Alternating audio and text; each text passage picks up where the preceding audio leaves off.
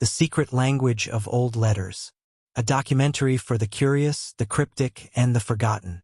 They sit quietly in drawers, tucked away in old trunks and forgotten boxes. Letters. Each one a time capsule, carrying inked thoughts across generations. But some letters don't speak so plainly. Their meanings are hidden, encrypted in symbols, metaphors, and secret codes. What were they hiding? And why? This is the secret language of old letters.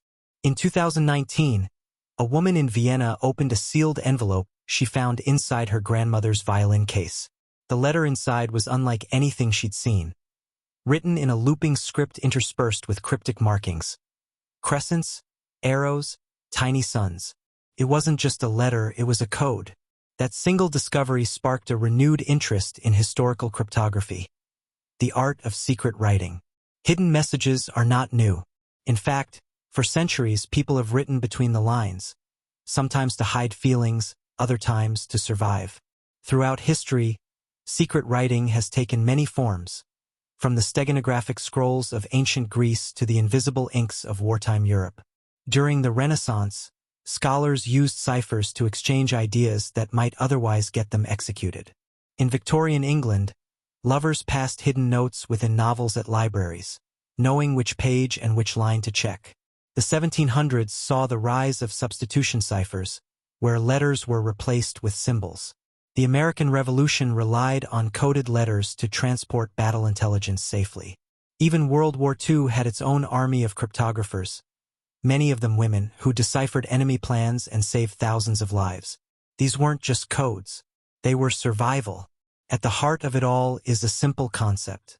A message, a sender, a receiver, and a world trying to understand what's hidden in between. Julius Caesar used one of the first recorded substitution ciphers, shifting letters by a set number. A becomes D, B becomes E, and so on. Simple but effective. Then came the Vigenère cipher, more complex, using keywords to determine shifts. For example, with the key secret, the word love might become XDZF, elegant and near impossible to crack without the key. Historians and hobbyists have spent years deciphering these letters, and often what they find isn't military strategy. It's poetry, love, hope, fear. Beneath the layers of encryption, what emerges is deeply human. Not all secrets were about war. Some were about the heart. In times when society forbade certain kinds of love, letters became lifelines. Queer lovers in the early 1900s often encoded their affection in metaphors and invented terms. Women in wartime wrote to soldiers using mirror writing, so only their intended could decode it. Others swapped entire alphabets for symbols, only readable with a reference key. What we discover is not espionage, but intimacy. These weren't just letters. They were rebellion, and they spoke a truth no society could silence. Thousands of letters remain undeciphered to this day. Some were found in old French monasteries, written entirely in invented scripts. Others were recovered from sunken ships, their ink faded but still faintly visible. One letter found in Poland was written in a hybrid of Polish, Hebrew, and astrological symbols. Researchers are still trying to decode it.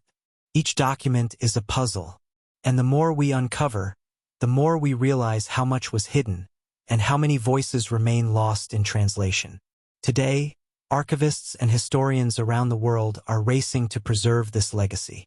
Projects like the Voynich manuscript, still undecoded after 600 years, inspire cryptographers to continue looking for answers. Families are rediscovering letters in attics and basements, learning things about their ancestors they never imagined. Schools now teach basic code breaking in history classes, introducing students to the thrill of discovery. And digital tools are helping researchers scan and enhance ink invisible to the naked eye. These letters are not just historical artifacts.